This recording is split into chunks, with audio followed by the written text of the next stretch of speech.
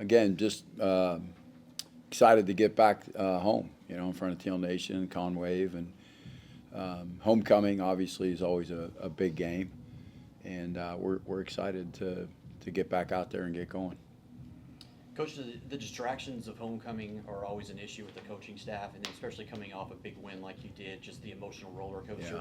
How do you keep this team focused on the task at hand, having to deal with both of those issues? Yeah, it's always a concern for coaching staff is to get a feel of where your team's at. And I just reminded them this week what's got us to this point. It's not been we're overly hyped for a certain game or who we play. It's really comes down to just us. We can't beat us, and protect the football and get the football if you're on defense and all the things that we've done. I feel like in the past 5 weeks or so, it's been a focus has been very laser. It's laser focused in terms of everything that we've done for us. It's the weight training, it's the meetings, it's the walkthroughs, it's everything that we've done has been for us to get better, and it shows on the field, which is equating to wins. So that's basically what we've been preaching them all week. What do you contribute the success over the last couple of weeks after the ODU game? What was the major message? And maybe do you think the offense is finally clicking, or do you think things are just going the way that you had expected them to go? It just took a little time for it to get there, or what's the biggest contributor to that? All of it. We've protected the football better. I think in our conference games we're second or third in takeaways and turnover margin. I think we're +6.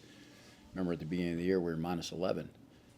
I mean that equates to a lot of losses, or when you're protecting the ball you get a lot of wins. So I think that, but we're settling in. We know our guys. We know what we can do, can't do, where our strengths, where our weaknesses are. We've grown in all areas. Our kicking game has been better. It's been all of it, and really it comes down to we've just kind of focused on us and not the opponent. We didn't put expectations on the guys. Hey, you got to beat this team, or you should beat this team. It doesn't matter who we play. Anybody can beat anybody. What we got to do is what I keep stressing over and over again. The distractions are everywhere. 5-6 weeks ago they were negative distractions. Now they're positive distractions, but they're still distractions. None of that helps. It doesn't matter what people think that we're a good team or not a good team. What matters is how we prepare and get ready to play the game. It's one thing to run the ball well. It's another thing to run the ball well when teams know that's what you want to do. Obviously, it starts up front, but what can you say about the running back room that you guys have and how well they've played recently? Yeah, it's everywhere, really, to be honest. Our coaches have done a great job game planning and scheming. I think it starts with the offensive line up front and what they've done. Coach Wareheim and really Trey Carter, those guys have done a great job with those because we've started different offensive lines almost every game. It's Samari, making really good decisions with the football. When guys are covered, he doesn't throw it away, he runs it. That's rushing yards. We're not getting sacked because his ability to scramble, and we're not losing those yards. We're, instead of 2nd and 15, we're 2nd and 5, and so that all adds up through the course of the game. Our wide receivers and tight ends blocking down the perimeter, allowing us to get some big, long runs. And what happens is then they load the box, and we get one-on-one coverage, and we hit Gilly on a slant for 69 yards, or we hit BG on a fade in man coverage on a check. That's how it works. If you can run the football and they have to make adjustments to load it, then you get one-on-one matchups. Just what have you seen from Georgia State on tape, and how have you changed preparation and to get ready for that? Yeah, I mean, they're a good football team, and I know their record doesn't show it, but I mean they played arguably 3 teams in the college football playoff. Memphis and Ole Miss are in. Vanderbilt is right up there as well. So, and James Madison, they're knocking on the door. So, I think that was their first 4 games. That's murderer's row for anybody. So I think they've settled in on Cameron Brown at quarterback.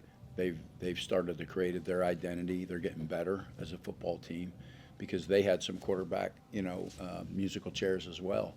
So, and they've had 10 days off. So I'm sure they're going to be fresh-legged and excited to play a game. So our preparation hasn't been any different than what we do. We've done the same things that we've been doing for the last 4 to 5 weeks in terms right down to the minute of how we practice, what we practice, when we practice, all of that. So it's working. Why change it?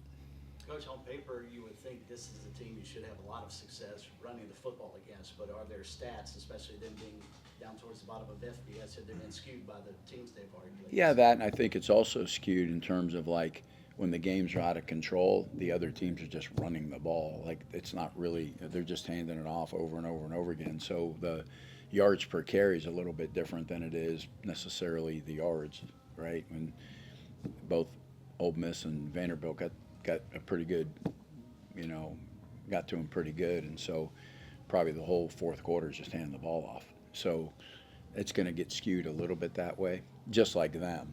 They've thrown more passes than they ran the ball. I know they've been down, so that's going to skew it a little bit.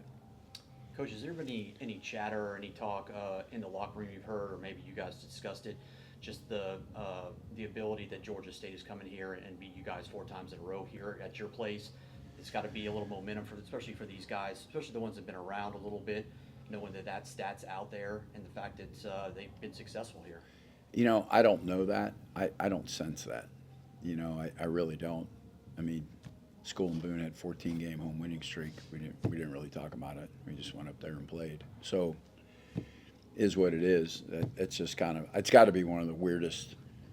I mean, you could probably look in the entire country, and the teams have played 8 times, and every visiting team has won. I don't know if you could find that. It's different. That is definitely Yeah. definitely crazy. Any injury updates for us? I think Shane will be good. I think Shane will play. He's really the only guy. I don't know about Zach. I would say he's probably doubtful. On the topic of Zach, do you see any scenario where he comes back this year? Yeah. I know his knee was wrapped up. I do. and all I that do. stuff. I do see him. He's practicing, but I don't think he's quite ready yet. That's why it's more of a doubtful thing. I don't think he's Speaking quite of ready. defense and interesting stats, are turnovers maybe contagious, especially the way the game played out last Saturday with 5 total but 4 in a row? Do you get to a point where the guys just start? Could it be contagious? Yeah, both ways, right? It's good for us and it gets contagious. I think the other team starts to they press a little bit, right? And so, but we practice it, we talk about it. It's on every key to victory, and I talk to the team. I come in here and I tell you guys the same thing about turnovers every single week. Ask our team. I probably cover it 3 times a week with them. They've been hearing it for 6 months, like how important that is. But I think, it starts to feed. And when we can turn those into points and we create some lead, I mean, again, the game, it's just so weird how the game is, right? We're playing from ahead. They got to throw the ball. They got to take more chances. When they're playing from ahead, they don't have to take chances. And so that's all part of it. That's you got to play together. You got to play that game. Every group has to help the other group win the game. Complementary football. You have to be able to play that. Coach, I know you guys don't talk about what's ahead and all that stuff, but you're on the verge of at least gaining 1 goal in that bowl eligibility. Just talking about, if you guys can pick up this win on Saturday, just the streak of being back into that situation where you'd be able to go to a bowl game for another year. Yeah, and there's 4 games left, and so I mean, it doesn't all ride on one game, by any means. Like I said, the outsiders, everybody feels like this is a game you should win because you look at their records, right? But that's not necessarily the case. They're 18 to 22-year-olds, 24-year-olds. You don't know who's going to show up. You got to play the game, and we have to play the way we play, and that's how it is. I mean, I'll be honest. I don't even think it's one of our goals. We haven't put up there, hey, one of our goals is to go to a bowl game. It's not. It's not. We don't talk about that at all. We haven't from the beginning of the year. That's a byproduct of all the other things that take place during the season.